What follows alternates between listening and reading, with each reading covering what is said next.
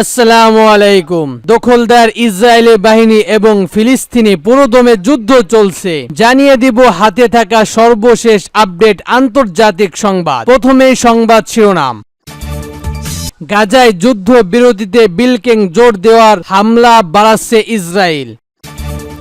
আরো জানিয়ে দিব গাজায় ইস্যুতে চুক্তিতে পৌঁছানোর শেষ সুযোগ নিয়ে যে বার্তা দিলেন বিলকেং। আরো জানিয়ে দিব দিল্লি স্বাস্থ্য মন্ত্রণালয়ের সামনে রোগী দেখবেন চিকিৎসকরা। সর্বশেষ জানিয়ে দিব ভারতের ধর্ষণ ও খুনের শিকার চিকিৎসকের বাবা যা বললেন। শুনছিলেন সংবাদ শিরোনাম, এরপর বিস্তারিত। তার আগে আমাদের ভিডিওটি যদি ভালো লেগে থাকে তাহলে লাইক কমেন্ট শেয়ার করে দিবেন, আর আমাদের ভিডিওটি সর্বপ্রথম পেতে চ্যানেলটিকে সাবস্ক্রাইব করে রাখবেন। গাজা যুদ্ধ বিরতিতে ব্লিংকেন জোর দেওয়ার হামলা বাড়াচ্ছে ইসরায়েল। এবার শুনুন বিস্তারিত। মার্কিন পররাষ্ট্র মন্ত্রণালয় অ্যান্টনি ব্লিংকেন চুক্তিতে জোর দেওয়ার হামলা বাড়াচ্ছে ইসরায়েল। সোমবার 19 আগস্ট কাতার ভিত্তিক গণমাধ্যমে আল জাজিরার এক প্রতিবেদনে এমন তথ্য জানানো হয়েছে। প্রতিবেদনে বলা হয়েছে ব্লিংকেন এখন তেল আবিব রয়েছে। গাজা যুদ্ধ শুরু হওয়ার পর তেল আবিবে এটি হলো তার নবম সফর। সেখানে তিনি ইসরায়েলের রাষ্ট্রপতি আইজেকের হারজোগের সাথে বৈঠক করেছেন। হামাসের সাথে যুদ্ধবিরতি চুক্তি এবং বন্দীদের দেশে ফিরিয়ে আনার জন্য এটি মোক্ষম ও চূড়ান্ত মুহূর্ত। সূত্রে আরো বলা হয়েছে ব্লিংকেনের সফর এমন একটি মুহূর্তে হচ্ছে যখন ইসরায়েল ফিলাডিও কর্ডিয়ার দখল নেওয়ার জন্য সর্বোচ্চ চেষ্টা করে যাচ্ছে। তারা চেষ্টা করছে গাজা ও মিশরের মধ্যকার সীমান্তবর্তী এলাকা দখল নিতে, যেন গাজা চতুর্দিক থেকে ইসরায়েলের সীমান্তর বষ্টে হয়ে পড়ে। উল্লেখ্য, চলমান গাজা যুদ্ধে ইসরায়েল হামলায় অন্তত 40,100 জন ফিলিস্তিনি নিহত হয়েছে। এছাড়া আরো 92,609 জন আহত হয়েছে। অপরদিকে আনুমানিক 1139 জন ইসরায়েলি নিহত এবং 2 শতাধিক বন্দী হয়েছে। গাজা ইস্যুতে চুক্তিতে পৌঁছানোর শেষ সুযোগ নিয়ে যে বার্তা দিলেন বিলকেন। এবার শুনুন বিস্তারিত। মার্কিন পররাষ্ট্র মন্ত্রণালয় অ্যান্টনি ব্লিংকেন ইসরায়েলের সফরে গিয়ে গাজা যুদ্ধবিরতির জন্য দেশটিকে চাপ দিয়েছেন। যুদ্ধবিরতি নিয়ে ইসরায়েলের প্রেসিডেন্ট আইজেক হারেনজের সঙ্গে বৈঠক করেছেন। এই সঙ্গে দেশটির প্রধানমন্ত্রী বেনিয়ামিন নেতানিয়াহু ও প্রতিরক্ষা মন্ত্রী ইভোর গ্যালেন্টের সঙ্গেও বৈঠক করবেন তিনি। শীর্ষ মার্কিন কূটনৈতিক বিলকেন চলমান ইসরায়েলের সঙ্গে এই আলোচনাকে গাজায় যুদ্ধবিরতির মুক্ত এবং যুদ্ধবিরতি নিশ্চিত করার জন্য শেষ সুযোগ হিসেবে বর্ণনা করেছেন। স্থানীয় সময় রোববার রাতে তেল আবিবের গিয়ে সোমবার 19 আগস্ট এক বক্তব্যে বিলকেন জানান তিনি গাজা যুদ্ধের কারণে সৃষ্ট অন্যান্য আঞ্চলিক উপত্যকার প্রশাসন কাজ করেছেন বলে একটি সিদ্ধান্তমূলক মুহূর্ত সম্ভাব্য জন্মিত ঘরে ফেরান। যুদ্ধবিরতিতে পৌঁছানোর এবং শান্তি ও নিরাপত্তা টেকসই করার জন্য সবাইকে আরো ভালো পথে নিয়ে যাওয়ার জন্য সবচেয়ে উপযুক্ত সম্ভাব্য সুযোগ শেষ। গত সপ্তাহে যুদ্ধবিরতির পথগুলোর মাধ্যমে ব্যাপক কমিয়ে আনার জন্য প্রস্তাব উপস্থাপন করে যুক্তরাষ্ট্র।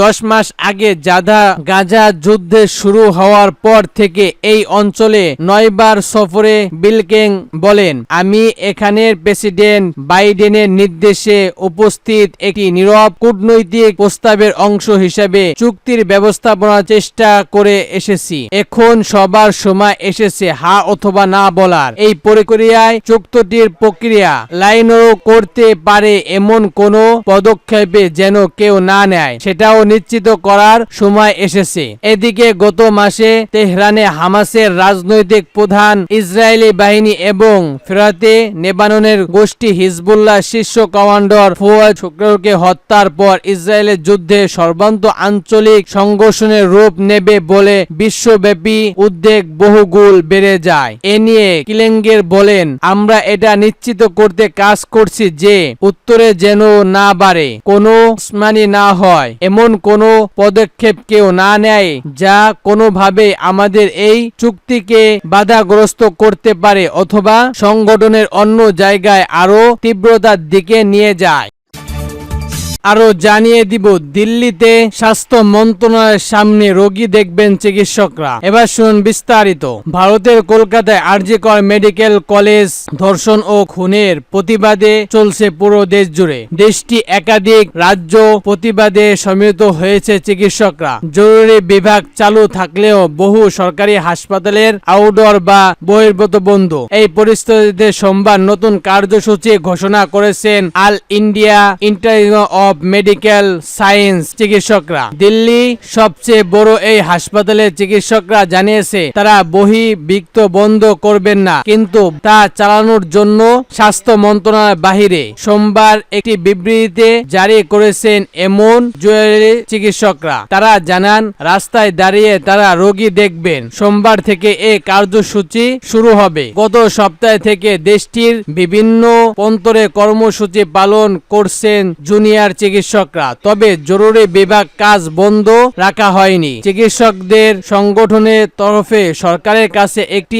আপিল করা হয়েছে। তাতে বলা হয়েছে স্বাস্থ্য মন্ত্রণালয়ের সামনে বহির্বিভাগ চালানোর জন্য যা যা প্রয়োজন সেই প্রক্রিয়া বানিয়ে দিতে হবে সরকারের। চিকিৎসকদের চিঠি সোমবার রাতে প্রধানমন্ত্রী নরেন্দ্র মোদীর কাছে পৌঁছেছেন। চিঠি তারা লিখছেন, দ্রুত এই ঘটনায় তদন্ত শেষ করতে হবে। এই ঘটনায় গোটা দেশের চিকিৎসক সামাজিক নাড়িয়ে দিতে পারে। ভবিষ্যতে যেন এমন ঘটনা আর না ঘটে তার জন্য সরকারকে ব্যবস্থা নেওয়ার আবেদন জানিয়েছে এই চিকিৎসকরা। চিঠিতে সবচেয়ে গুরুত্বপূর্ণ যে বিষয়টি উল্লেখ করা হয়েছে তা হলো চিকিৎসকদের সুরক্ষার জন্য একটি কেন্দ্রীয় আইন প্রণয়নের প্রস্তাব। বাস্তব এমন দাবি এর আগে চিকিৎসকদের বিভিন্ন গঠনের পক্ষ থেকে তোলা হয়েছিল।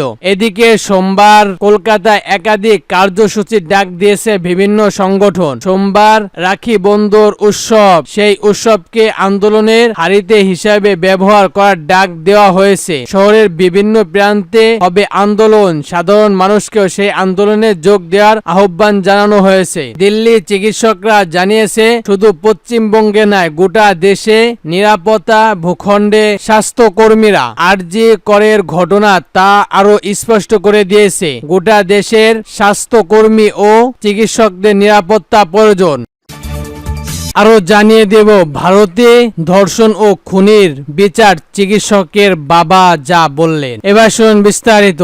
আমার একটা মেয়ে চলে গেছে, কিন্তু এখন তো কোটি কোটি ছেলে মেয়ে আমার। এই কোটি কোটি ছেলে মেয়েরাই তো আমার যে মেয়ে চলে গেছে তার জন্য লড়াই করবে, তার হয়ে বিচার চাইবে। কথাগুলো বলছিলেন ভারতের কলকাতায় আরজি কর মেডিকেল কলেজের ধর্ষণের শিকার ওই খুন হওয়া তরুণীর চিকিৎসকের মা। 10 দিন আগে এই তরুণী চিকিৎসক ধর্ষণ এবং হত্যার শিকার হয়। এই প্রতিবাদে পশ্চিমবঙ্গ সহ ভারত জুড়ে বিক্ষোভ চলছে। বিক্ষোভে দেশের গান্ডি ছড়িয়ে বাংলাদেশ সহ বিভিন্ন প্রান্তরে ছড়িয়ে পড়ছে। সংবিধান যখন নীরব তরুণীর পরিবারের সাথে কথা বলতে যান, কলকাতার উত্তর শাহবাগের একটা সরু গলিতে 3তলা বাড়ি দরজার পাশে দাঁড়ানো লাগা সেনাবাহিনী রঙের লাল ফটো জ্বলজ্বল করছে। ইংরেজিতে ডাক্তারের নাম লেখা রয়েছে সেখানে। তার হাতে লেখা একটি স্ক্রিপ্ট ঘুরছে সামাজিক যোগাযোগ মাধ্যমে। সাধারণ ডক্টরের হাতে লেখা প্রেসক্রিপশন বোঝা যায়, তবে এই প্রেসক্রিপশনটি গোটা অপেক্ষা লেখা। বাংলায় লেখা লিখে বুঝে দেওয়া কোনো ওষুধ কখন খেতে হয়। ওই গাড়ির উল্টা দিকের এক দোকানদার বলেন, আমার বোনের জামাই ডক্টর, কিন্তু দরকারে ওর সাথে কথা বলতাম। পাড়ায় একজন নারী বলে খুব ভালো সহযোগিতা করত। আর ওর বাবা বলেন কেমন ডাক্তার ছিল সেটা তো ওর রোগীরাই ভালো বলতে পারবে। গলির মুখে গলির উল্টা দিকে বস্তি কোথাও তার মুখ ঢাকা ছবির সামনে কিছু ফুল আর মমতাবী কোথাও টাঙ্গানো ব্যানার। সেখানে লেখা আমাদের পাড়ার মেয়ের বিচার চাই। এই গলির দিকে 8 আগস্ট সকাল 8টা 10 মিনিটে হাসপাতালের ডিউটিতে বেরিয়েছিলেন এই চিকিৎসক শেষবারের মতো। একটানা 36 ঘন্টা ডিউটিতে থাকার কথা ছিল, তার মধ্যে তাকে নিষ্কৃতভাবে ধর্ষণ করে হত্যা করা হয়েছে। এই চিকিৎসকের বাবা বলেন, বিকালে একবার ওর মার সাথে কথা হয়েছিল, রাত 11:30টায় আর একবার কথা হয়েছিল, একই সাথে আমাদের শেষ কথা। কিন্তু এখন তার মেয়ের ধর্ষণ ও হত্যার বিচার চেয়ে যেভাবে মানুষ পথে নেমেছে, তাতে মনোবল বাড়ছে এই চিকিৎসকের পরিবারের। আবার সামাজিক যোগাযোগ মাধ্যমে অনেক ভুয়া কথাও ছড়ানো হচ্ছে, ছবি শেয়ার করে হচ্ছে, এগুলো ব্যর্থ করছে পরিবারের প্রতিশোধদের। এই চিকিৎসকের এক প্রতিবেদনে বলেন, এতদিন বিচারের দাবিতে সারা পৃথিবীতে মিশর, এসব দেখে এখন আমাদের মনে হচ্ছে যে লড়াইটা হয়তো জীবিত আমরা।